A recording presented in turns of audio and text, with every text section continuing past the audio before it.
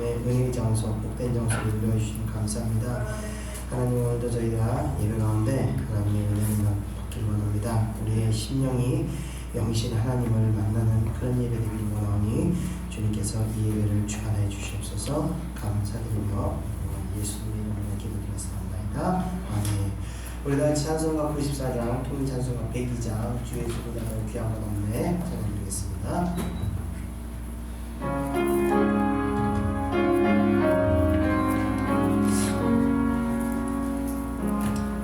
주 예수보다 더 귀한 것은 없네.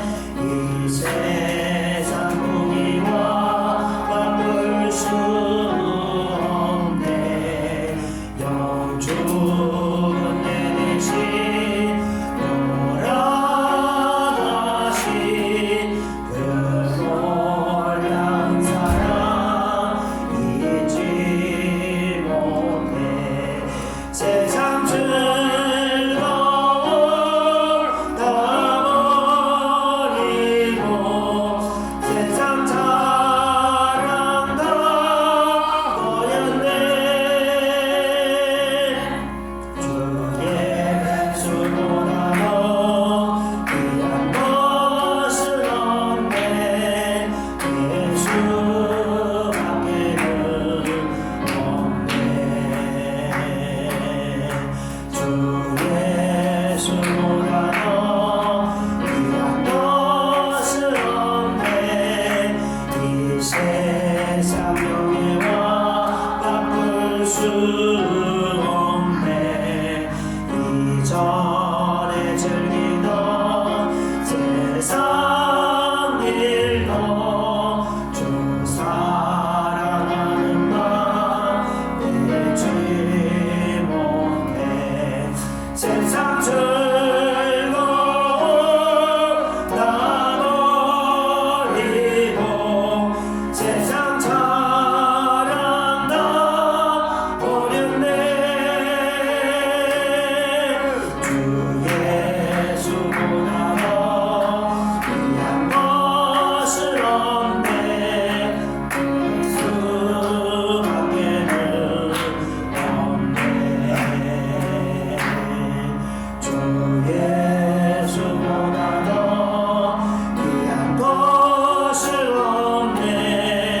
이 세상 행복과 바꿀 수 없네. 유혹과 핍박이 몰려와도 주 섬기는 내 맘 변치 않아. 세상 즐거움 다 버리고 세상 자랑 다 버렸네. 주 예수보다 더 귀한 것은 없네. 예수밖에는 없네. 아멘. 이어서 찬송가 183장, 또 찬송가 172장, 빈들의 마른 풀같이 찬양하겠습니다.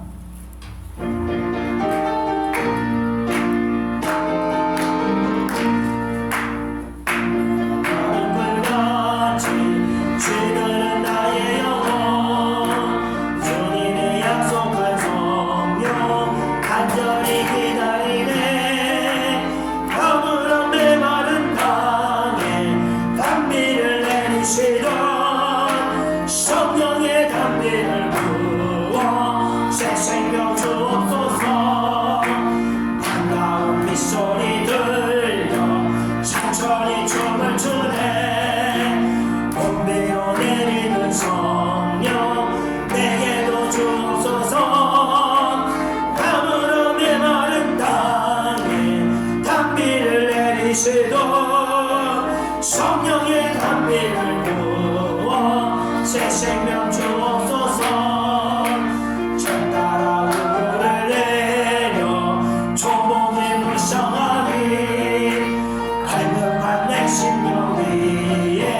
성령을 부소서.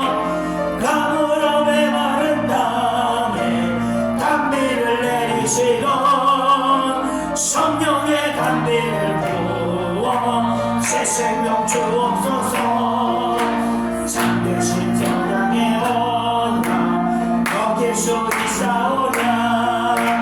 오늘의 흡족한 은혜 주실 줄 믿습니다. 가물어 메마른 땅에 단비를 내리시던 성령의 단비를 부어 새 생명 주옵소서.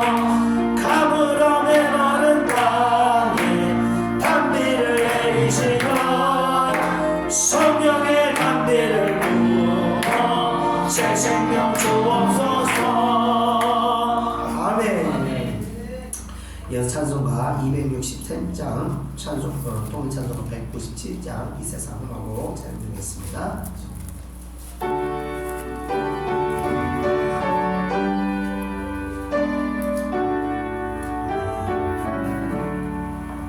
이 세상하고 나 비록 약하나 늘 기도 힘쓰면 근본은 얻겠네. 주의 은혜로 대속받아서 비와 같이 붉은 죄 눈 다치겠네. 주님의 권능은 한없이 크오니 돌 같은 내 마음 곧 녹여주소서. 주의 은혜로 대속받아서 비와 같이 붉은 죄 눈 다치겠네.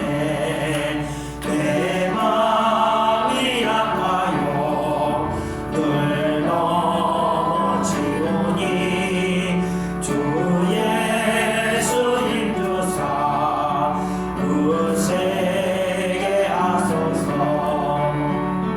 주의 은혜로 대속받아서 비와 같이 붉은 죄 눈 다치겠네. 죄사함 받은 후 새 사람 되어서 주 앞에 사는 날 늘 찬송하겠네. 주의 은혜로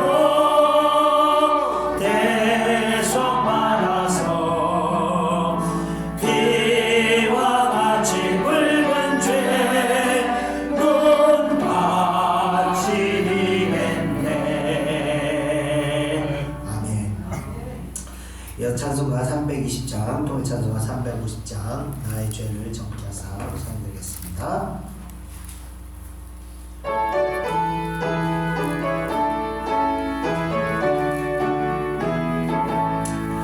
나의 죄를 정죄하사 주의 일꾼 삼으신 굳세 주의 넓은 사랑 항상 찬송합니다. 나를 일꾼 삼으신 주 크신 능력 주시고 언제든지 주 뜻대로 사용하여 주소서. 내게 부어주시려고 은혜 예비하신 주 주의 은혜 채워주사 영역 있게 하소서. 나를 일꾼 삼으신 주 크신 능력 주시고 언제든지 주 뜻대로 사용하여 주소서. 죄의 짐을 풀어주사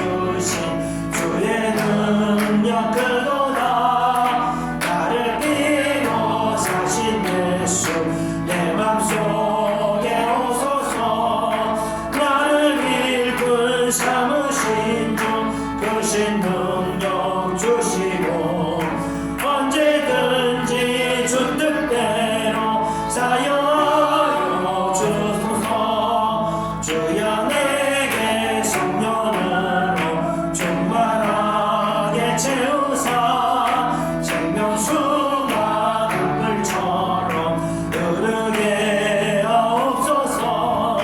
나를 이끈 삼으신 주 크신 능력 주시고 언제든지 주 뜻대로 사용하여 주소서.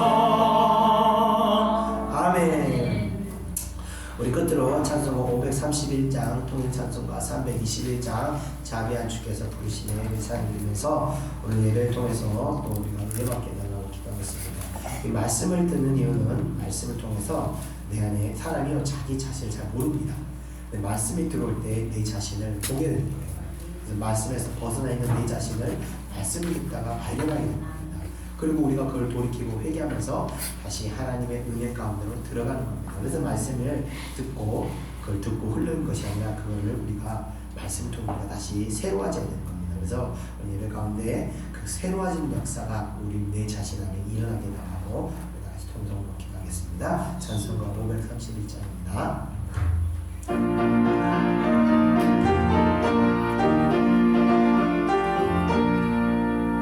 자비한 주께서 부르시네 부르시네 부르시네. 사랑의 햇빛을 외양받고 점점 더 멀리 가라. 지금 오라 지금 오라. 자비한 주께로 지금 오라. 고달파진 진자 쉬야 하네 쉬라 하네 쉬라 하네. 무거운 짐 진자 다 나오라 쉬게 해주시리라. 지금 오라 지금 오라. 자비한 주께로 지금 나오라. 주께서 지금 또 기다리네 기다리네 기다리네. 죄짐을 가지고 다 나오라. 어서 주 앞에 오라. 지금 오라 지금 오라. 자비한 주께로 지금 나오라. 주님의 소리를 들어보라 들어보라 들어보라. 그 이름 믿는 자 복받으리 어서 못 일어나라. 지금 오라 지금 오라. 자비한 주께로 지금 나오라. 지금 오라 지금 오라 지금 오라. 자비한 주께로 지금 나오라. 아멘. 우리 다같이 통성으로 기도하겠습니다. 은혜와 사랑의 주님 감사합니다. 오늘도 저희는 아버지여 은혜로 말미암아 새로워지기 위해서 이곳에 왔습니다. 주님, 저희들의 모든 굳어지고 아버지여 죽어졌던 모든 껍데기들을 벗겨버리시고 아버지여 새 생명으로 다시 거듭날 수 있도록 새로워질 수 있도록 은혜를 내려주시옵소서. 말씀 가운데서 아버지 우리가 내 자신을 바라보지 못하고 하나님의 은혜에서 멀어졌던 내 자신을 발견하게 하시고 아버지여 깨닫고 돌이켜 다시 하나님의 은혜 안으로 들어갈 수 있도록 역사하여 주시옵소서. 다시 우리가 새로워지기를 원합니다. 아버지여 옛것은 지나갔고 이제 다시 새로워지신 새로운 은혜로 말미암아 우리가 새로워지기를 원합니다. 하나님의 은혜의 백성들에게 날마다 새로움을 덧입히셔서 날마다 새 생명으로 나가는 살아있는 성도들이 될 수 있도록 은혜 내려 주시옵소서. 이 새 생명으로 말미암아 하나님에 대한 사랑 그 첫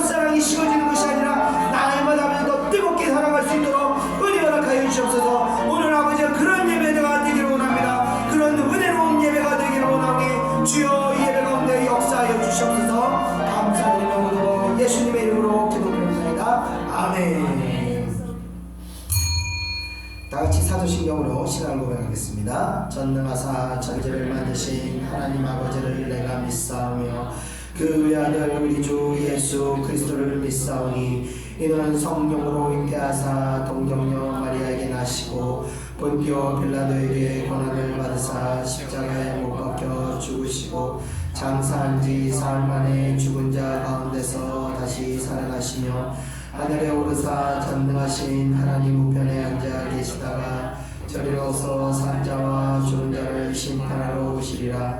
성령을 믿사오며 거룩한 공예와 성도가 서로 교통하는 것과 죄를 사하여 주시는 것과 몸이 다시 사는 것과 영원히 사는 것을 믿사옵나이다. 아멘. 오늘 예배를 대표해서 제가 대표로 기도하겠습니다. 은혜와 사랑해 주님 감사합니다. 오늘도 신실하신 하나님, 변함없으신 하나님, 사랑하는 백성들을 잊지 않으시고 저희들을 이곳으로 초청해 주시는 은혜 감사를 드립니다. 오늘 예배를 통해서 하나님께서 저희들을 복 주시고자 이곳으로 보내주신 줄 믿습니다. 하나님께서 날마다 이렇게 저희들에게 아버지여 세상에서 누릴 수 없는 크나큰 복을 주심에도 불구하고 저희들은 한 주간 또 아버지의 상한 심령 또 죄에 물들었던 심령으로 한 주간을 보냈음이 이 시간 고백합니다. 사랑하는 백성들에게 아버지여 새로운 은혜를 허락하사 아버지여 상한 심령과 또 죄로 물든 심령들이 하나님의 은혜로 아버지 다시 회복되기를 원합니다.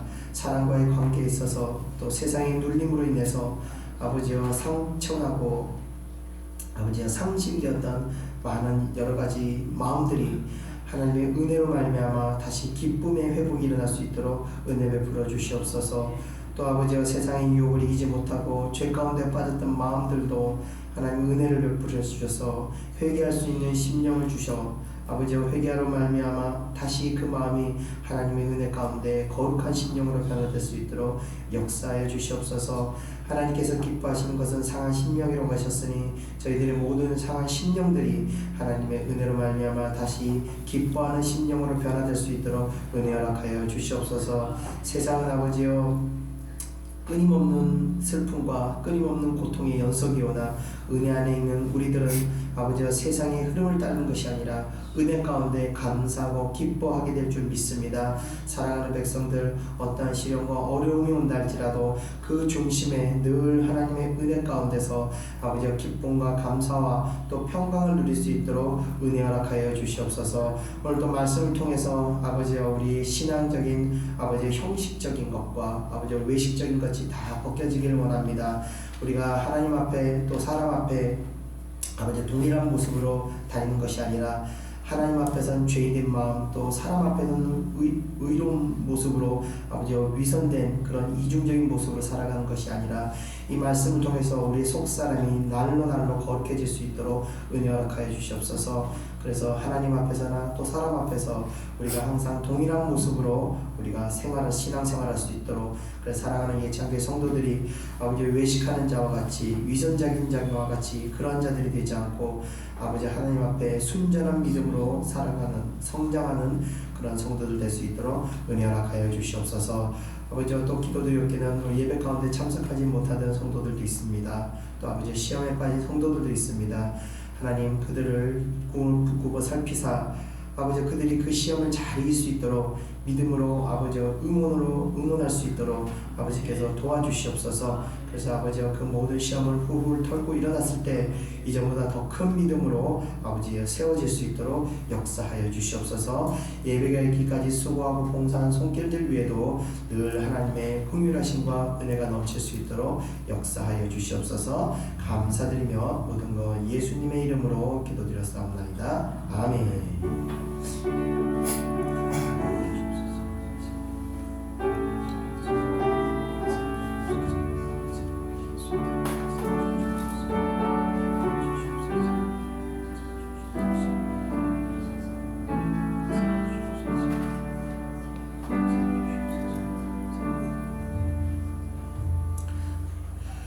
같이 하나님 말씀 보겠습니다. 하나님 말씀은 마태복음 24장 1절에서 14절입니다. 마태복음 24장 1절에서 14절, 신약성경 40페이지입니다. 신약성경 40페이지, 마태복음 24장 1절에서 14절, 신약성경 40페이지, 신약성경 40페이지입니다. 자, 찾으시는 믿고 우리 같이 한 목소리로 읽겠습니다. 1절 시작. 예수께서 성전에서 나와서 가실 때 제자들이 성전 건물들을 가리켜 보이려고 나아오니 대답하여 이르시되 너희가 이 모든 것을 보지 못하느냐.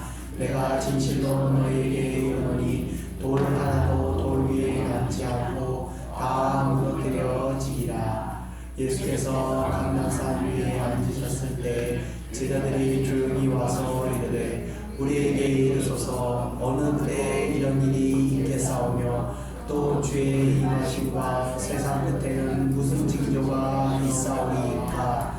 예수께서 대답하여 이르시되 너희가 사람의 미혹을 받지 않도록 주의하라. 많은 사람이 내 이름으로 와서 이르되 나는 그리스도라 하여 많은 사람을 미혹하리라. 난리와 난리 소문을 듣겠으나 너희는 삼가 두려워하지 말라. 이런 일이 있어야 하되 아직 끝은 아니니라. 민족이 민족을 나라가 나라를 대적하여 일어나겠고 곳곳에 기근과 지진이 있으리니 이 모든 것은 재난의 시작이니라. 그때 사람들이 너희를 환란에 넘겨주겠으며 너희를 죽이리니 너희가 내 이름 때문에 모든 민족에게 미움을 받으리라.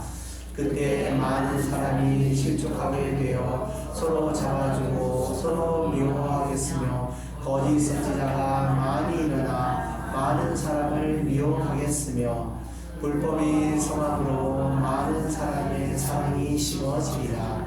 그러나 끝까지 견디는 자는 구원을 얻으리라. 이 전국 복음이 모든 민족에게 증언되기 위하여 온 세상에 전파되리니 그제야 끝이 오리라. 아멘. 네, 오늘은 마태복음 24장 첫 번째 시간입니다. 자, 이제 예수님의 공생의 기간이 거의 이제 끝나가는 시점에 이르게 되었습니다. 26장에서 다다음 장 26장에서 이제 예수님께서 산해드린 공의회로 잡혀가시게 되고 27장에서는 예수님께서 십자가에서 죽으시게 됩니다. 예수님께서 사역을 시작할 때부터 죽으실 때까지 지속적으로 가르치셨던 주제는 크게 보면 두 가지입니다. 첫 번째는 뭐냐면은 그의 시각이 세상을 바라본 것이 아니라 하늘을 바라보도록 계속해서 천국 복음을 가르치셨던 것입니다. 그리고 두 번째는 우리의 어떤 종교적인 형식적인 것을 벗겨버리기 위한 가르침들을 계속 주셨다는 겁니다.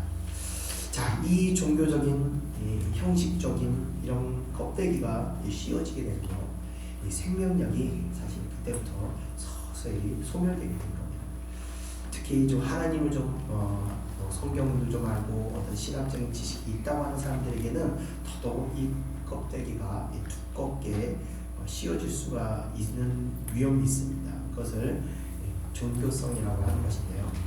유대인들의 종교성은요 너무나 강했었습니다. 강성해서 그들에게 있어서 너무나 강하다 보니까 생명력이라고는요 찾아볼 수 없을 정도로 이들의 종교성은 극단적인 상황까지 이르게 되었습니다. 그래서 이들의 신령은 이 생명을 살리기 위한 이들의 신앙은 생명을 살리기 위한 신앙이 아니라 이 생명력이 죽어버렸기 때문에 정치와 정치 철학 그리고 경제 철학 이런 것으로 성정을 운영하는 데만 이제 관심이 집중되었던 것입니다. 이런 신앙은 또 자연스럽게 위선적인 신앙으로 이어지게 되는 것입니다. 자, 이런 생명력을 죽이는 어둠의 역사는요 과거만 있었던 것이 아니라 오늘날에도 진행형이라는 것입니다. 이 마태복음의 강의가 끝날 때 이 복음으로 인해서 우리는요 이제까지 이 세상을 바라보던 이 시각들을 완전히 천국을 향하는 시각으로 우리가 바뀌어서 또 형식적이고 의무적이고 타성에 젖은 신앙이 아니라 정말 생명력이 넘치는 그런 살아있는 신앙으로 우리가 새로워져야 하겠다는 겁니다. 그래서 이 마태복음의 축복이 이 창교에 임하여서 이 생명력이 넘치는 교회와 성도분들이 되셔야 되겠다는 말씀을 드립니다. 그래서 오늘 이 나오는 이 본문을 보면 이 생명력을 잃어버린 성전이 어떻게 되었는가를 예수님께서 말씀하시게 되는 그 내용이 이제 이어져 나오게 됩니다. 그럼 그 내용이 어떻게 되는지를 우리 다 같이 한번 살펴보겠습니다. 다 같이 1절 읽어보시면서 시작하겠습니다. 시작. 예수께서 성전에서 나와서 가실 때 제자들이 성전 건물들을 가리켜 보이려고 나오니 아멘. 자, 제자들이 가리키고 있는 이 성전 건물은 헤롯 왕이 건축한 제3성전을 가리키는 것입니다. 이스라엘에는요, 이 세 가지 성전이 건축되었었습니다. 첫 번째 성전은 바로 솔로몬이 건축했던 성전이고, 근데 이 성전은 바벨론이 침략했을 때 다 파괴되었습니다. 그래서 남아있지 않고, 이후 포로 70년의 포로기를 거치고 나서 포로에서 기원한 백성들이 다시 성전을 건축하게 되는데, 그때 건축된 성전을 제2성전이라고 말하고 있습니다. 자, 이 제2성전이 포로기 이후부터 헤롯 왕 때까지 계속 보존되다가 헤롯 왕 때에 이르러서 이 성전을 증축을 하게 되는데, 헤롯 왕이 이 성전을 증축한 이유는 그가 신앙이 좋아서 그런 것도 아니고 순전히 정치적인 목적 때문에 그렇게 된 것입니다. 왜냐하면 유대민족들의 이 헤롯 왕은 전통적인 유대민족 출신이 아니기 때문에, 그럼에도 불구하고 유대민족을 다스리는 분봉왕으로 임명이 되었기 때문에 유대민족의 인심을 얻어서 그들의 어떤 신앙 중심인 그 성전을 더 확장하는 공사를 함으로 인해서 민심을 얻기 위해서 어떤 정치적인 목적으로 성전을 증축하게 된 겁니다. 근데 이 성전에 증축한 것은 단순히 어떤 리모델링 차원의 증축이 아니라 그 규모가 어마어마하게 방대한 크기로 증축하게 돼서, 사실은 증축이라기보다는 재건축에 가까운 모습이었다고 할 수 있다고 합니다. 얼마나 그 규모가 방대한가 하면 그 성전의 건축 기간이 그것을 말해주고 있는데, 시작부터 완공되기까지 무려 80년이라는 시간이 걸렸다고 합니다. 어느 정도로 큰 규모로 지었는지 우리가 예상할 수 있는 겁니다. 기록에 의하면 그래서 기원전 19년부터 시작해서 기원 후 67년경에 이게 완공되었다고 합니다. 그래서 지금 제자들이 보고 있는 이 성전의 상태는 완공을 한 30년, 완공을 30년 정도 앞두고 있는 그런 시점에 한창 외형적인 공사가 어느 정도 자리 잡고 있던 그 시점에서 이제 이 성전을 보고 있는 것입니다. 자, 제자들이 볼 때 이 그 어마어마한 크기, 방대한 규모의 그 화려함을 이제 예수님께 보여드리기 위해서 제자들이 이제 성전으로 이제 나오게 되는 겁니다. 자, 이어지는 2절을 우리 다 같이 한번 읽어보겠습니다. 시작. 대답하여 이르시되 너희가 이 모든 것을 보지 못하느냐? 내가 진실로 너희에게 이르노니 돌 하나도 돌 위에 남지 않고 다 무너뜨려지리라. 아멘. 자, 제자들은 너무나 어마어마한 크기의 성전의 외형을 보면서 감탄스러워하고 있었지만, 주님께서 오히려 이 성전의 규모와는 상관도 없이 이 성전, 그 큰 성전이 파괴될 것이라는 엄청난 예언을 제자들에게 하시게 됩니다. 어느 정도 파괴되냐? 돌 하나도 돌 위에 남지 않을 정도로 성전이 거의 회복 불가능한 상태까지 파괴될 것이라고 예언을 하시게 되는 겁니다. 자, 세로 성전은요 80년이라는 기간 동안 무수한 물적, 인적 재원을 투입하여 정말 역사상 최고로 화려하고 웅장한 성전으로 건축하였지만, 결국 완공하고 7년 만에 AD 70년 로마 장군 디도 이 군대에 의해서 성전의 기초까지 모두 부서뜨려버릴 정도로 완전히 파괴를 당하게 되었습니다. 그래서 예수님의 그 돌 하나는 돌 위에 남지 않는 예언이 성전을 80년 동안 지은 성전이 7년 만에 다 부러지게 되었던 것입니다. 아무리 막대한 돈을 들여 성전을 건축하였다 할지라도 이 진리에서 멀어지게 되면요, 생명력을 이렇게 잃어버리게 되면 죽은 것과 다름이 없는 것입니다. 사람의 시신이 아무것도 할 수 없는 것 같이 생명력을 잃어버린 교회는 아무것도 할 수 없는 것입니다. 결국 쓰임을 받지 못하면 버림받게 될 것입니다. 자, 하나님께서는 그 웅장한 성전을 버리신 것에서 끝나지 않고 다시는 그 자리에 성전이 세워지지 못하도록 기초까지 버리시게 됩니다. 그래서 그 예루살렘의 성전이 있던 자리에 지금이 어떻게 됐냐? 이슬람 성전이 세워져 있다는 것입니다. 다시는 거기서 하나님의 성전을 세우지 못하게 그렇게 역사하셨던 겁니다. 자, 이러한 역사적 사실들이 현재를 살아가고 있는 우리들에게 주는 메시지는 신앙에 있어서 가장 중요한 것이 무엇인지를 말해주고 있는 것입니다. 외형적인 어떤 구조물이나 어떤 조직, 시스템 이런 것이 중요한 것이 아니라 바로 영적인 생명력이라는 것입니다. 교회가 영적인 생명력을 잃어버리면요, 하나님으로부터 쓰임을 받지 못하는 것을 둘째치고 이 버림받는 일까지 당할 수가 있는 것입니다. 이 예루살렘의 이슬람 사원의 이런 사건과 예루살렘에 있는 그 이슬람 사원의 이런 사건과 같이 유사한 사건이 평양에도 있었는데, 바로 이 장대현 교회가 있던 그 자리에 김일성, 김정일 부자의 그 태양상이 자리 잡고 있다는 것입니다. 자, 장대현 교회는요, 이 평양 대부흥운동의 본거지였던 교회였습니다. 그래서 미국 선교에서 이 평양을 동방의 예루살렘이라고 부를 정도로 이 평양의 부흥운동은요, 대단한 그 성령의 역사였습니다. 그런데 그 본거지인 장대현 교회가 있던 자리에 지금 김일성, 김정일 그 대표적인 동상인 태양상이 세워졌다는 것이 예루살렘 성전의 자리에 이슬람 사원이 서 있는 것과 참 유사하다는 생각이 제가 들어서 그런 생각이 들었습니다. 자, 예루살렘도 그렇지만 평양은 또 어쩌다 이렇게 되었을까? 우리가 지난 역사를 한번 되돌아보면 그런 우리가 실수를 했구나 라는 것을 우리가 알 수 있는 것입니다. 지난번에도 말씀드렸듯이 교회가 영적 생명력을 잃어버리게 되면 뭐만 남다고 말씀드렸죠? 정치와 경영밖에 남지 않습니다. 이스라엘의 헤롯 성전도 정치와 이 성전 경영밖에 없었습니다. 이스라엘 백성을 통치하고 다스리기 위해서 민심을 얻고자 성전을 건축하였고, 또 그 성전의 경영을 위해서 물질이 필요하기 때문에 성전의 매매자들을 끌어들였던 것입니다. 그와 마찬가지로 평양에 있던 조선 예수교 장로회도 교회의 부흥을 통해서 교세가 켜지게 됐을 때 목회자들에게 이 같은 정치적인 명들이 등장하기 시작했던 것입니다.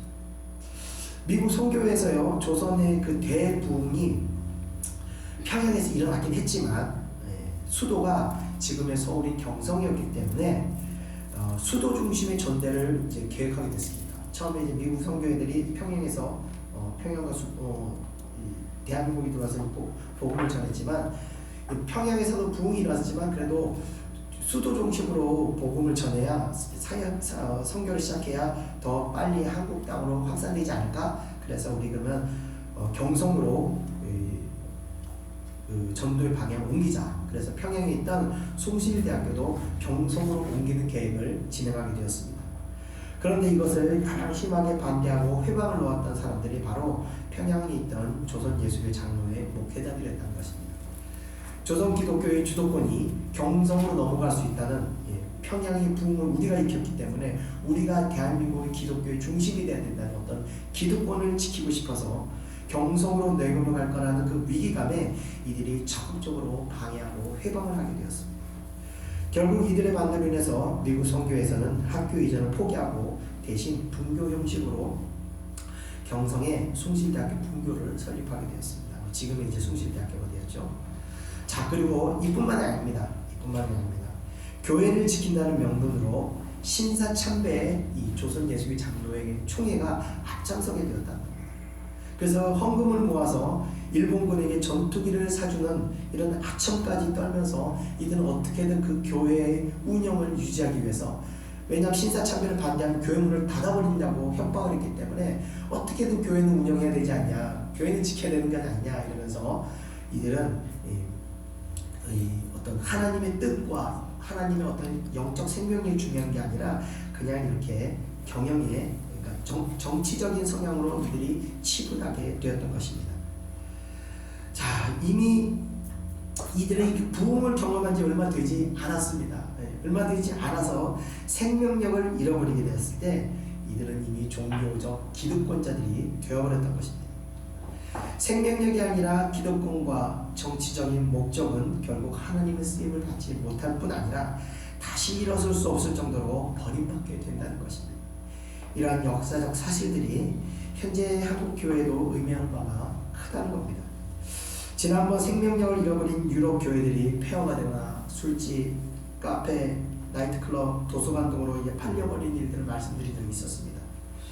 그런데 이러한 일들이 사실 한국에는 해당되지 않는 일인 줄 알았는데 최근에 한국에도 이런 일들이 이제 일어나기 시작합니다. 영종도에 있는 120년 된 교회가 카페로 팔리기도 하고 또 여러 가지 교회들이 이제 주로 이제 카페 사업자들에게 팔려나가고 있는데 이 급격한 인구 감소와 지방 교회들이 이제 경영이 불가능한 상태가 되면서 이렇게 하나둘 팔려나가는 현상들이 이제 이 땅에서도 일어나고 있다는 겁니다. 이 문제를 한국 교회가 경각심을 가져야 하는 문제 아닌가 생각합니다. 자, 다시 말씀드리지만요, 교회가 생명력을 잃어버리면 그때부터는 교회는 껍데기밖에 남아있지 않게 되는 겁니다. 자, 이어지는 3절 우리 다 같이 한번 읽어보겠습니다. 시작. 예수께서 갈림산 위에 앉으셨을 때 제자들이 조용히 와서 이르되 우리에게 이르소서 어느 때 이런 일이 있겠사오며 또 주의 일하심과 세상 끝에는 무슨 징조가 있사오리까. 아멘. 자, 예수님과 제자들은 성전을 떠나서 감람산 위에 이르게 되었습니다. 자, 이때까지 제자들은요 계속해서 예수님의 그 성전 파괴 예언을 생각하며 고민하며 계속 따라왔던 것 같습니다. 왜냐하면 예수님의 성전 파괴 예언이 제자들에게 너무나 충격적인 예언이었기 때문입니다. 이 예언이 얼마나 이들의 심령을 번민하게 하고 복잡하게 하였는지 이들의 행동이 보여주고 있는데 바로 이 제자들이 예수님께 이 부분에 대해서 물으러 왔을 때 조용히 와서 물었다는 것입니다.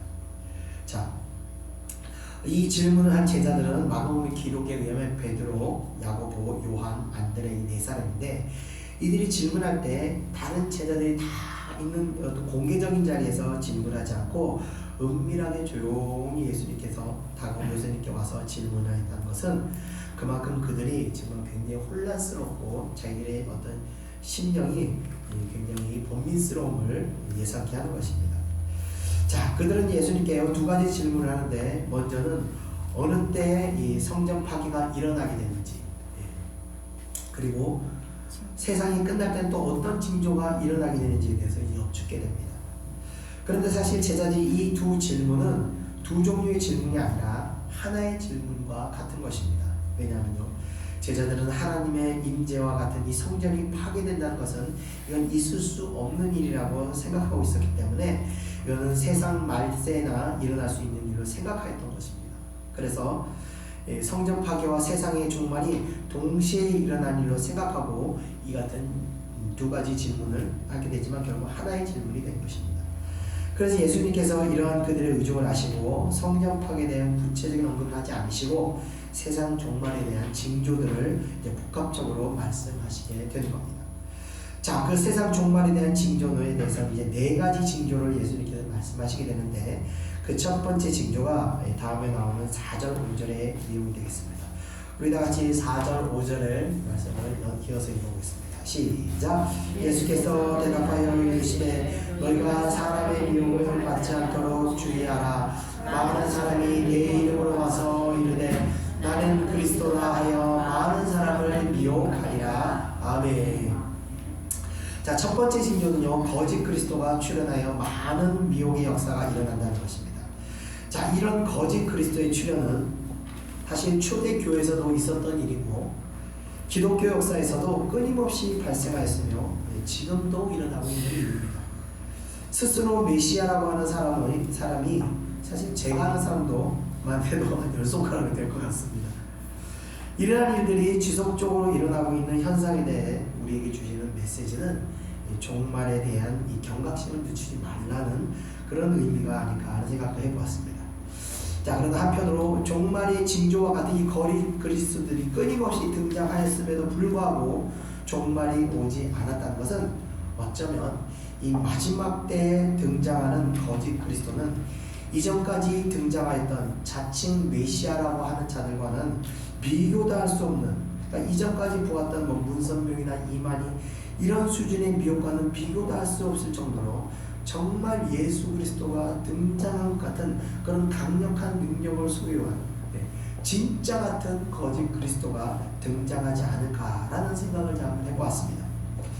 자, 우리가 명품을 볼 때 허접한 짝퉁들을 보면 금방 표가 납니다. 에이, 저거 짝퉁이네. 이런. 근데 정말 정교하게 만든 짝퉁들은요, 전문가도 속을 정도로 완벽하게 제작됩니다. 이만희나 정명석 이런 자들은요, 정상적인 교회를 조금만 출석하면 성경 지식이 조금만 있어도 누구나 분별할 수 있는 사람입니다. 그러나 마지막 때의 거짓 메시아는 믿는 자들까지 미혹할 정도로 완전한 모습으로 나타날 것이라는 생각이 제가 이 말씀들 통해서 제가 그런 생각이 들었던 것입니다. 자, 그 다음 징조들을 우리 또 한번 살펴보겠습니다. 이어지는 6절부터 나오는데 먼저 6절을 같이 한번 읽어보겠습니다. 시작. 난리와 난리 소문을 듣겠으니 너희는 삼가 두려워하지 말라. 이런 일이 있어야 돼. 아직 끝은 아니니라. 아멘. 자, 종말의 두 번째 징조는요, 난리와 난리에 대한 소문이 흉흉해지기라는 것입니다. 이 사람들은 난리가 나면요, 두려움에 휩싸이게 됩니다. 이번에 겪었던 코로나 사태의 경우에도 사람들이 코로나의 공포감에 패닉에 빠지기도 했습니다. 그러나 주님께서는 말씀하시기를 두려워하지 말라는 것입니다. 왜냐하면 이 또한 하나님의 섭리 가운데 진행되는 과정이기 때문에 그렇습니다. 그래서 이러한 상황이 다가온다 할지라도 성도들에게 하나님께서는 인내의 열매를 맺을 수 있는 힘을 주시고 능력을 주시고 우리들로 하여금 이런 것들을 감당하게 하신다는 것입니다. 모든 일이 하나님의 허락 안에서 용납되는 일들이기 때문에 그렇습니다. 자, 이런 난리가 일어나는 것은 분명 종말의 징조이면 분명하지만 그것이 끝이 아니라 시작을 알리는 이 종소리 같다는 것입니다. 이어지는 7절 8절을 이어서 한번 읽어보겠습니다. 시작. 민족이 민족을 나라가 나라를 대적하여 일어나겠고 곳곳에 기근과 지전이 있으리니 이 모든 것은 재난의 시작이니라. 아멘. 자, 7절 8절은 앞선 6절의 그 난리와 난리에 대한 이 부연 설명입니다. 그래서 종족과 민족 그리고 국가 간에 있을 전쟁에 대해서 이제 말씀하신 것입니다. 전쟁뿐만 아니라 기근과 지전도 또 발생하게 된다고 예언하시고 있습니다. 이 전쟁은 곧 기근을 동반하게 됩니다. 전쟁이 발발하면 장시간 이 전쟁이 계속 길어지게 되면요, 많은 수의 남자들이 전쟁터로 끌려가게 됩니다. 그래서 지금 우크라이나에 이제 그렇게 전쟁이 오래 가지 못할 거라고 예상하는 이유가 더 이상 나가서 죽을 청년들이 없다는 겁니다. 너무 많이 죽어서. 자, 이렇게 남자들이 전쟁터에 다 나가고 나면 농사는 자연적으로 여성들의 몫이 되는 겁니다. 그러나 여자들이 하는 수확은 흰색 남자들의 수확량을 따라가지 못하기 때문에 전쟁도 또 전쟁으로 인해서 무역도 자유롭지 못하고 제한을 받기 때문에 자연적으로 물가가 올라가고 기근이 발생하게 되는 것입니다. 이번 우크라이나 전쟁으로 유가가 상승하고 밀가루 같은 물가가 전세적으로 상승하는 것도 우리가 경험해 보지 않았습니까? 전쟁이 없는 우리나라도 이런 지역도 그런데 전쟁이 있는 당사국들은 얼마나 기근이 심하겠습니까? 전쟁은 기근을 불러오게 하는 겁니다. 자, 이런 일들이 이제 말세에 심각하게 일어나게 됩니다. 그래서 이스라엘 성경에 보면 이스라엘 전쟁 기간에 먹을 것이 없어서 자식을 서로 쌀로 먹고 오늘은 네 자식을 먹고 내일은 내 자식을 먹자. 근데 너 어제는 내 자식을 먹었는데 오늘 네 자식을 먹으려니까 너 왜 자식을 숨겨놨냐 이러면서 막 싸우는 얘기가 이 성경에 나와 있습니다. 기근은 이런 비참한 상황을 맞이하게 만드는 겁니다. 자, 이어지는 구절을 우리 다 같이 한번 읽어보겠습니다. 시작. 그때 사람들이 너희를 환난에 넘겨주겠으며 너희를 죽이니 너희가 내 이름 때문에 모든 민족에게 미움을 받으리라. 아멘. 자, 9절부터 13절까지는 세 번째 징조를 말씀하시는 것인데 그 세 번째 징조는 바로 세상의 박해와 거짓 선지자의 출현과 불법의 성행입니다. 먼저 9절을 보면요, 교회가 세상으로부터 핍박을 받게 된다는 겁니다. 여기서 이 교회의 핍박이라는 것은 어떤 특정 지역이나 일정 지역, 일정한 민족 안에서 행해지는 그 교회에 대한 핍박이 아니라 전 세계적인 핍박을 의미하는 것입니다. 그래서 이전까지 전혀 없었던 그런 핍박이라고 우리가 생각하면 되는 것입니다. 왜 그렇게 생각을 하는가 하면 주님께서 말씀하시기를 예수님의 이름 때문에 모든 민족에게 미움을 받게 된다고 했을 때 그 말씀에 바로 그러한 의미가 있는 것입니다. 이제까지 우리가 보고 들었던 이런 핍박, 이슬람 지역에서의 기독교인들의 박해, 또는 불교 국가에서의 박해, 또 아프리카의 어떤 반군들에 의한 기독교인들의 박해, 이런 것들이 있는데 그런 수준의 박해가 아니라는 겁니다. 전 세계적인 이 교회의 박해를 의미하는 것입니다. 이 박해로 인해서 많은 거룩한 그리스도인들이 죽임을 당하게 되는 것입니다. 그리고 이런 박해가 일어날 때 또 교회 내에는 많은 동요가 일어나면서 분열하게 되는데 구체적으로 어떤 일들이 일어나게 되는지는 10절을 통해서 한번 보겠습니다. 10절, 11절 통해서 우리 한번 보겠습니다. 10절 시작. 그때 많은 사람이 실족하게 되어 서로 잡아주고 서로 미워하겠으며 거짓 선지자가 많이 일어나 많은 사람을 미혹하겠으며 아멘. 자, 이런 전 세계적인 교회의 핍박은 성도들로 하여금 이 다수의 성도들의 배교 역사를 일어나게 만든다는 겁니다.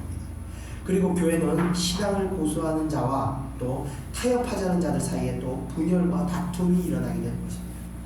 이때 믿음이 어린 성도들이나 가짜 성도들이 믿음에서 떨어져 나가게 되며 그렇게 떨어져 나가는 것에서 끝나는 것이 아니라 믿는 자들은 서로 잡아주고 라고 예수님이 예언하셨듯이 믿는 사람들을 잡아서 박해하는 자들에게 넘겨주는 일들을 이들이 행하게 된다는 것입니다.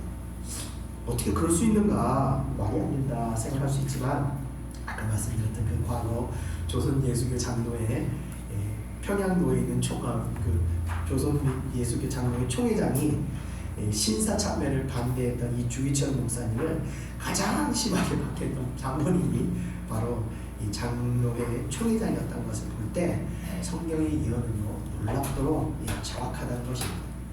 마지막 때에 믿음에서 떨어져 나간 성도들은 오히려 기독교인들을 박해하는데 적극적인 역할을 하게 된다는 것을 주님께서 지금 예언하시게 되는 겁니다. 자, 그리고 11절에 보면 또 거짓 선지자들에 대해서 다시 한번 말씀을 하시게 되는데 이것은 바로 강조한 것을 의미한다고 볼 수 있습니다. 그래서 이 말씀에는 정말 많은 이 거짓 목회자들, 거짓 위로자들이 등장하게 될 것을 의미하는 것입니다.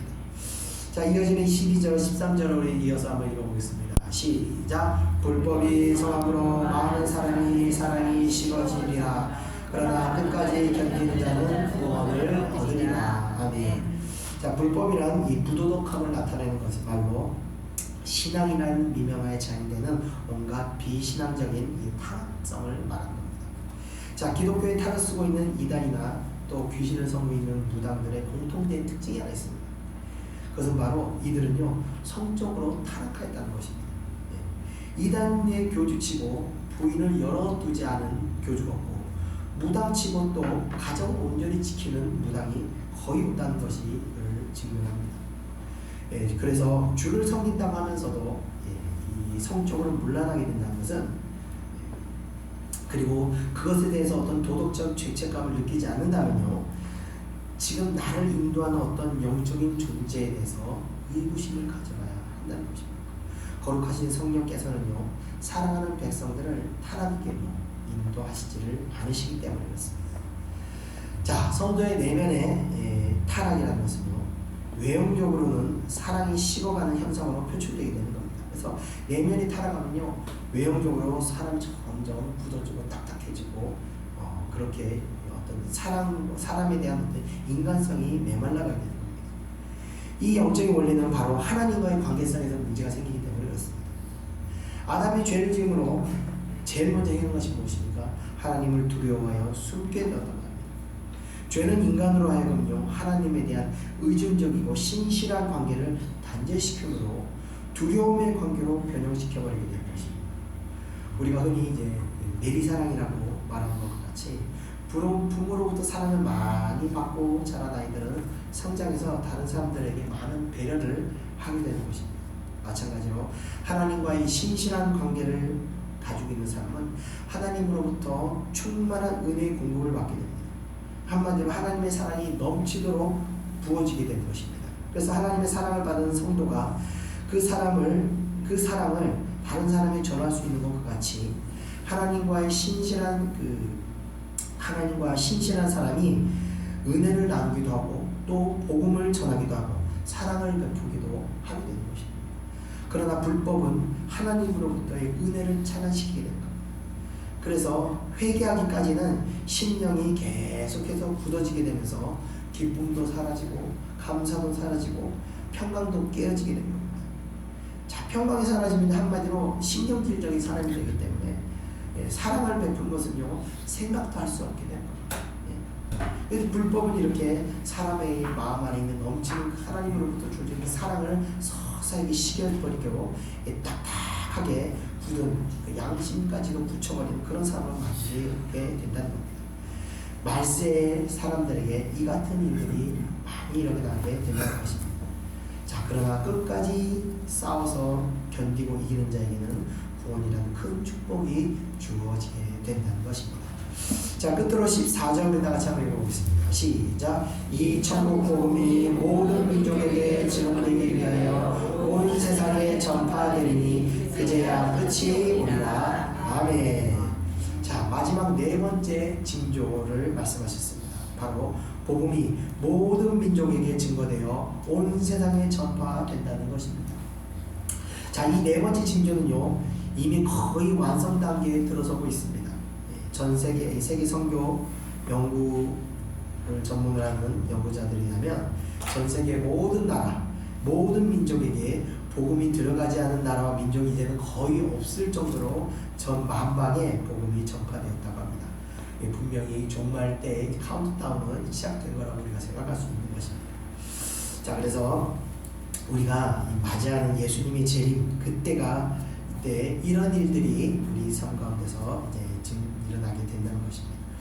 자, 오늘 말씀을 통해서 우리가 알아야 하는 것은 처음에 말씀드린 것처럼 다시 한번 말씀드리지만 종교적인 이 껍데기가 깨어져야 하는 것입니다. 특히 이 종교인들에게 있어서 더더욱 위선적인 어떤 종교, 형식적인 종교, 생명력 없이 사랑이 식어버린 사역을 하면서도 아무 감정과 아픔과 고통을 느끼지 않는 그런 사역자로 굳어질 수 있다는 겁니다. 예수님께서 나사로가 죽었을 때 예수님은 나사로 살리러 가셨습니다. 참 희한한 게 저는 옛날에 이해를 못했어요. 아니, 나사로 살릴 거면서 가서 왜 눈물을 흘리셨을까? 여러분 이해 가세요? 내가 살리러 왔는데 막 눈물을 흘리신 거예요. 나사로 죽은 걸로 슬퍼하시고. 왜 그런지 아십니까? 제가 그걸 이해 못했다가 깨닫게 된 것이 뭐냐면 그 가족들의 마음을 같이 공감하신 겁니다. 자기가 슬퍼서 그냥 그들의 마음을 함께 공감했을 때 그 사랑을 그 마음을 공감했을 때 죽은 자도 살릴 수 있는 역사가 일어난다는 것을 제가 그때 깨달았습니다. 아픔을 같이 아파할 때 사역의 능력이 더해지는 것입니다. 그래서 우리가 식어지면 안 됩니다. 그래서 우리 어떤 형식적인 것 이런 것들이 계속 오래되다 보면 이 사랑이 식어버리고 종교가 단순한 어떤 행위로 변질될 수도 있다는 것입니다. 그래서 저도 이 같은 껍데기가 계속 씌워지기 때문에 저도 고통을 많이 듣잖아요. 사람들한테 고통을 많이 듣다 보면 어쩔 때는 제가 고통을 감당하기 힘들 때도 있어요. 그럴 때는 애써 외면할 때도 있거든요. 그러다 보면 그 순간 제가 굳어지는 걸 봅니다. 그래서 고통을 저도 그대로 받아들입니다. 그러니까 아파요, 제가. 그래서 제가 아파서 우는 겁니다. 내가 살려고. 사역을 하다 보면 아픔이 저한테 다 들어옵니다. 그런데 그 상태를 또 가면 제 영혼이 죽어버리기 때문에 그 아픔을 내가 그 사람보다 더 아파하는 마음으로 제가 울면서 기도하면서 제가 또 회복하게 되는 겁니다. 그럴 때 참 놀랍게 성도들의 영혼의 변화가 일어나고 어떤 문제들이 회복되는 것을 제가 경험할 때 사역은 내가 안 해야 되는 거구나. 내가 뒤집어 써야 되는구나. 제가 그런 걸 이제 깨닫게 되었습니다. 자, 두 번째, 신앙이 길어지면 기간이 길어질수록 굳어지기 쉬운 것은 육신의 어떤 정상적인 현상입니다. 마치 신혼의 뜨거움이 30년, 40년 지나고 나면 그냥 다성해지셔서 살아가는 것처럼 신앙도 시간이 지남에 따라서 서서히 식어지게 되어 있습니다.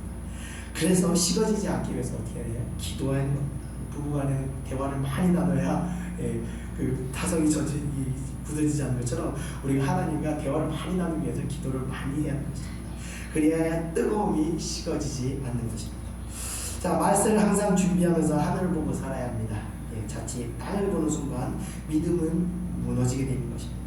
베드로가 주님을 바라봤을 때는 무리를 걸었는데 물을 바라보는 순간 믿음이 무너져서 물에 빠지게 되었던 것 같이 항상 우리는 주님을 바라보고 나가야 우리 중심을 잃지 않는 것입니다.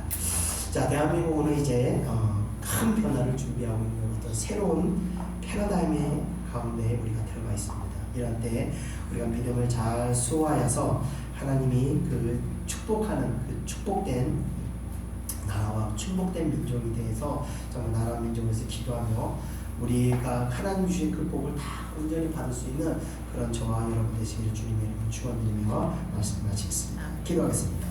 은혜와 사랑해 주님 감사합니다. 오늘 말씀을 통해서 우리가 또 하나님의 은혜 말씀을 통해서 우리 자신의 아버지와 버려야 할 것들을 또 깨닫습니다. 우리가 자칫 아버지여 이 오랜 세월의 신앙으로 인해서 형식적으로 우리가 또 율법적으로 그런 신앙을 하지 않은 내 자신을 바라보게 하여 주시옵소서. 그래서 우리가 날마다 이 형식적인 것들을 깨트리고 정말 온 마음과 중심이 하나님을 온전히 향할 수 있도록 역사하시고 기도 가운데 우리를 붙들고 있는 우리의 씌워져 있는 모든 아버지여 껍데기들이 다 벗겨질 수 있도록 역사하여 주시옵소서. 마음의 중심을 늘 하나님을 향할 수 있도록 하셔서 아버지의 말세를 항상 준비할 수 있는 사랑하는 백성들 될 수 있도록 역사하여 주시옵소서. 감사드리며 모든 것 예수님의 이름으로 기도드립니다. 아멘.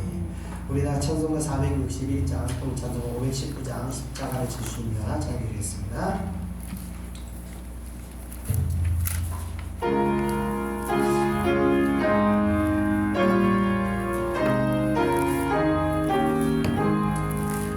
십자가는 질 수 있나 중간으로 보실때 죽기까지 따르오리 성도 대답하여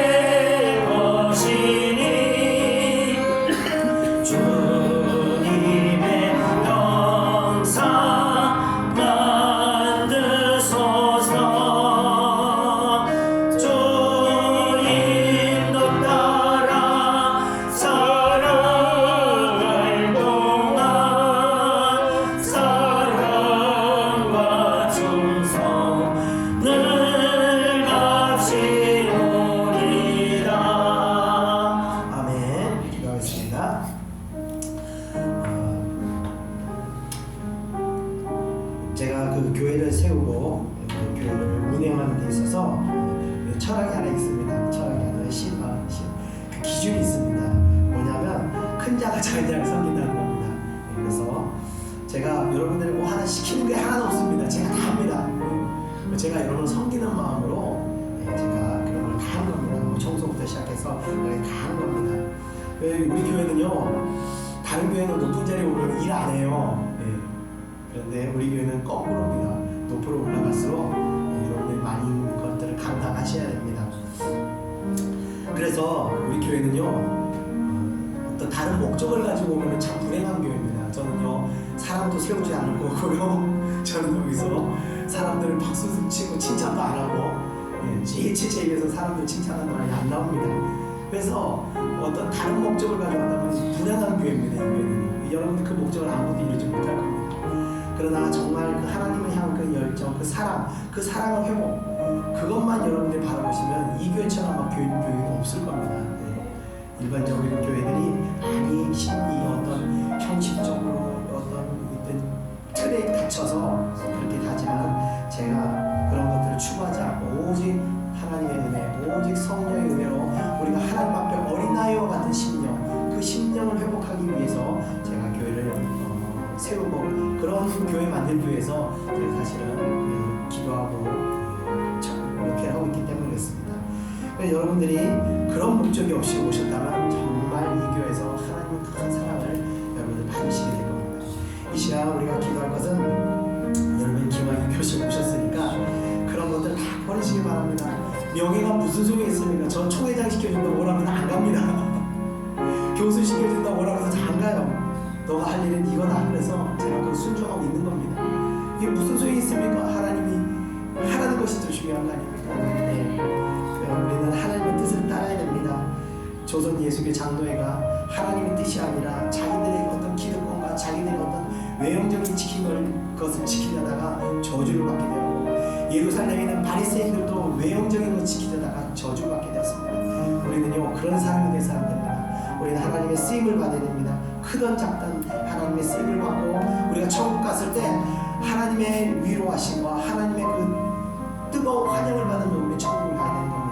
이 시간 기도하겠습니다. 우리 마음 가운데 있는 헛된 목적들, 헛된 욕심들, 이 교회를 통해서 내가 이루고자 싶은 것들을 다 버리시기 바랍니다. 아무것도 안 될 겁니다. 그러나 이 교회를 통해서 살아계신 하나님, 성령 하나님의 그 뜨거움이 내 마음에 충만하게 넘치게 달라고, 그것은 여러분들 이루어지실 겁니다. 역사하실 겁니다. 하나님께서 우리 다 같이 그러한 신앙이 되게 해달라고 우리 다 통성으로 기도하겠습니다. 은혜와 사랑해 주님 감사합니다. 이 시간 우리가 기도하겠습니다. 아버지여, 세상의 아버지여, 이 바리새인들과 같이 아버지여, 정말 이 평양 조선 예수교 장로의 그 어리석은 목회자의 선조들과 같이 아버지여, 사랑하는 주님 예찬의 성도들, 그런 어리석은 길을 아버지 되풀이하지 않도록 우리를 붙들어 주시옵소서. 이 교회를 통해서 아버지 헛된 세상적 명예와 헛된 세상적 목적과 아버지 헛된 목적을 우리가 마음을 품는 것이 아니라 오직 예수 그리스도, 오직 하나님의 사랑, 아버지 그 사랑만을 우리가 품고 나아갈 수 있도록 정말 사회가라는 데 있어서 아버지 나의 지식을 자랑하고 내가 아버지 사회라고 통하여 명예를 얻는 것이 아니라 오직 하나님의 사랑에 대한 실천이 될 수 있도록 그 사랑을 우리 실천함을 통하여 예수 그리스도의 사랑이 날마다 내 마음 가운데 더 풍만하게 넘칠 수 있는 그런 아버지 영적인 축복을 누릴 수 있도록 은혜 허락하여 주시옵소서. 아버지 이 교회를 통해서는 그 어떤 세상적인 헛된 것도 아버지 이곳에 침투하지 못하도록 지켜주시고 오직 은혜로만 이 교회가 아버지 세워질 수 있도록 눈에 보이지 않는 아버지 견고하고 단단한 아버지 성령의 아버지 기둥들이 아버지 세워져서 이 교회를 지킬 수 있도록 은혜 허락하여 주시옵소서. 은혜 허락하여 주시옵소서. 아버지와 세상적인 철학과 세상적 가치관, 아버지와 세상적 경영과 아버지와 성적 정치적인 성향들이 아버지 이 교회를 침투하지 못하도록 붙들어 주시옵소서. 오직 하나님의 은혜, 성령의 역사, 성령의 인도하심, 하나님의 뜻, 그 하나님의 뜻 안에 아버지 내 목적과 내 목적과 내 목적은 다 아버지 십자가에 못 박아버릴 수 있도록 은혜 허락하여 주시옵소서. 이 시간 아버지가 사랑하는 주의 백성들 마음 가운데 오직 하나님에 대한 갈망과 은혜만이 아버지 충만하도록 그것만이 아버지 신앙의 목적이 될 수 있도록 은혜 허락하여 주시옵소서. 마음을 새롭게 하여 주옵소서. 새로운 목적으로 아버지 신앙생활을 할 수 있도록 우리의 마음을 귀경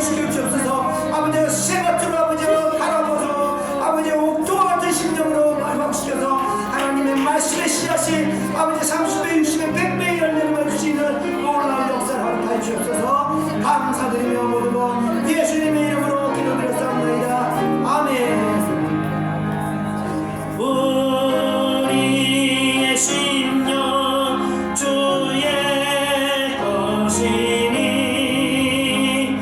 주님의 영상 만드소서. 주인도 따라 살아갈 동안 사랑과 충성을 바치오리다. 아멘. 이어서 찬송가 484장, 통일 찬송가 533장 내 맘여 주여 소망되소서 시작되겠습니다.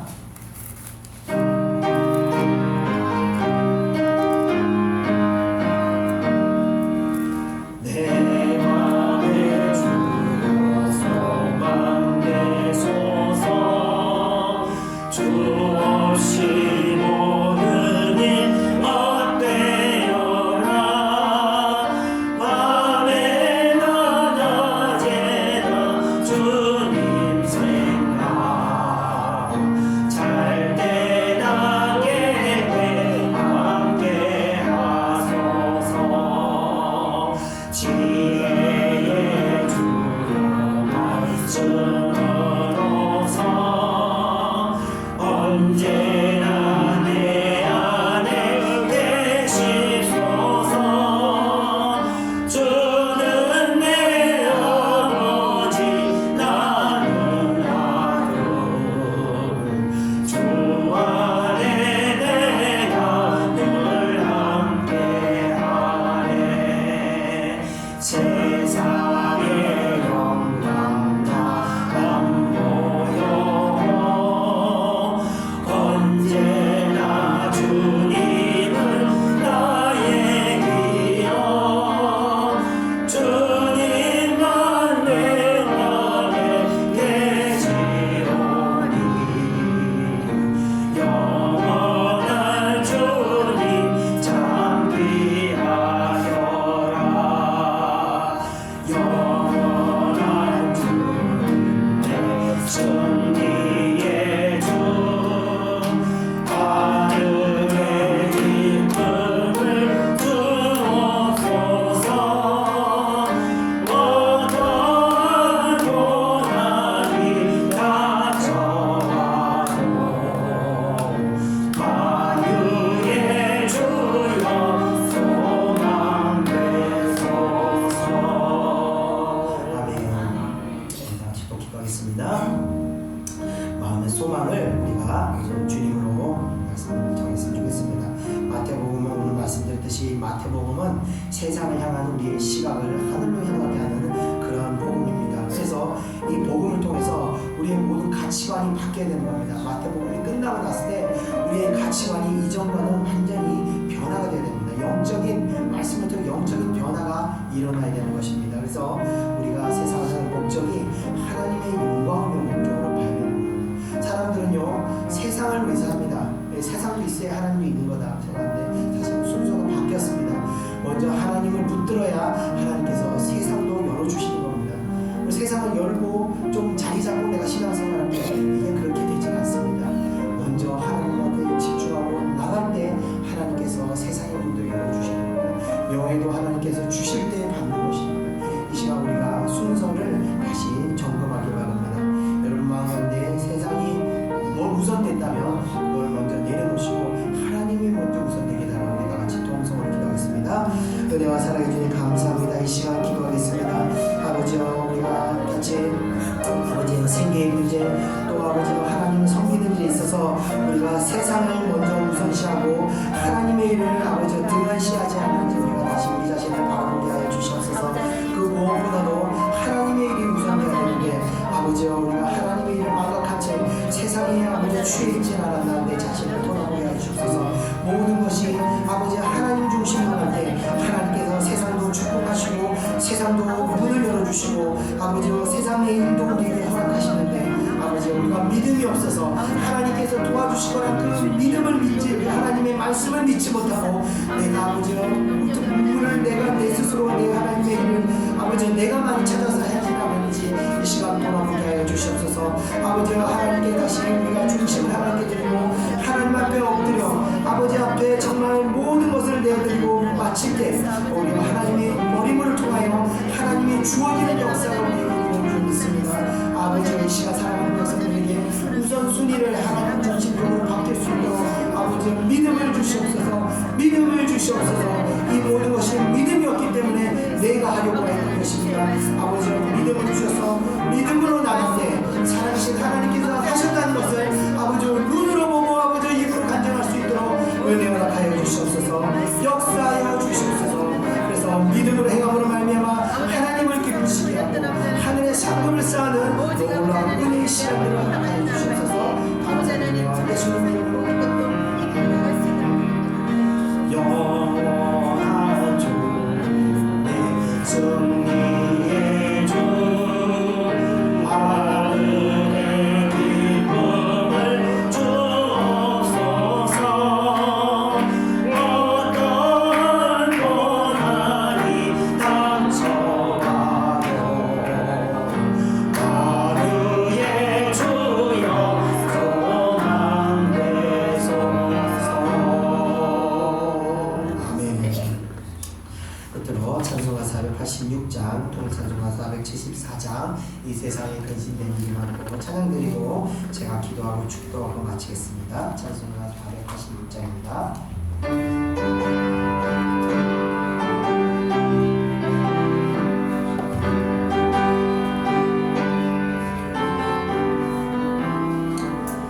이 세상에 근심된 일이 많고 참 변화를 몰랐구나.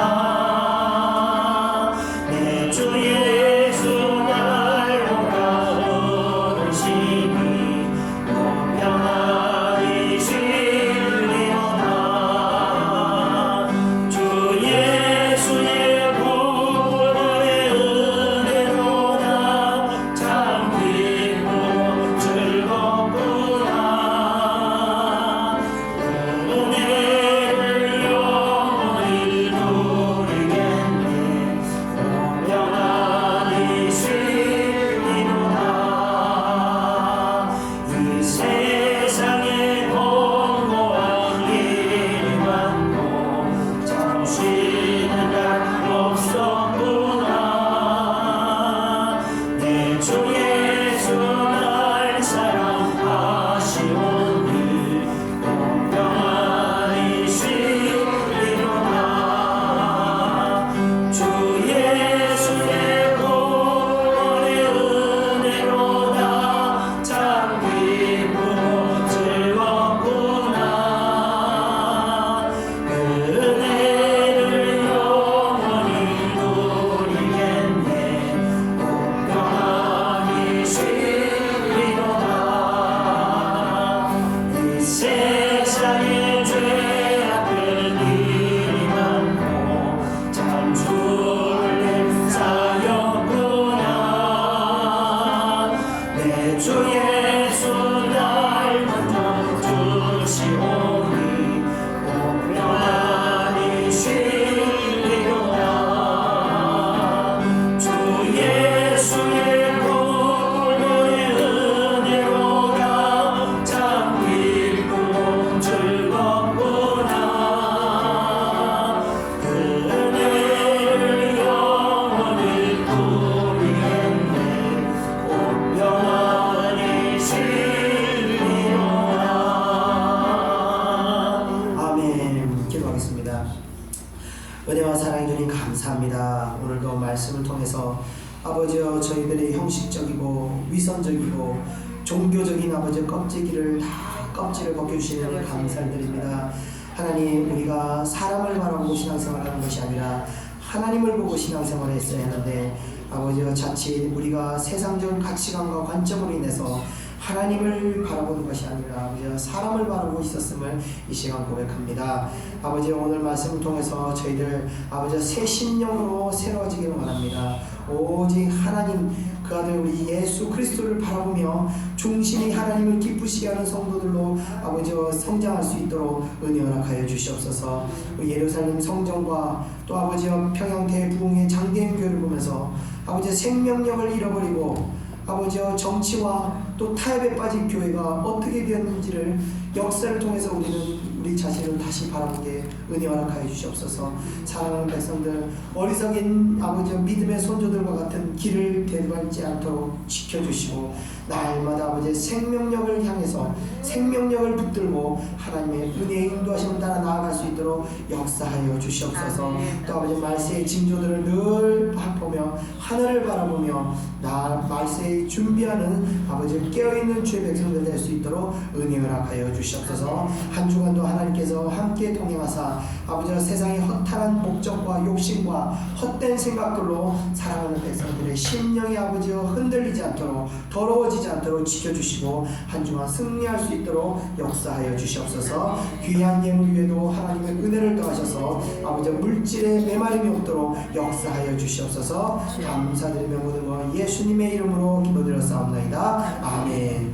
이제는 우리 구주 예수 그리스도의 은혜와 하나님의 크신 사랑하심과 성령의 충만하게 하심이 이 자리에 모이는 살아가는 주의 백성들 머리 위에 이제로부터 영원히 함께 있을지어다. 아멘.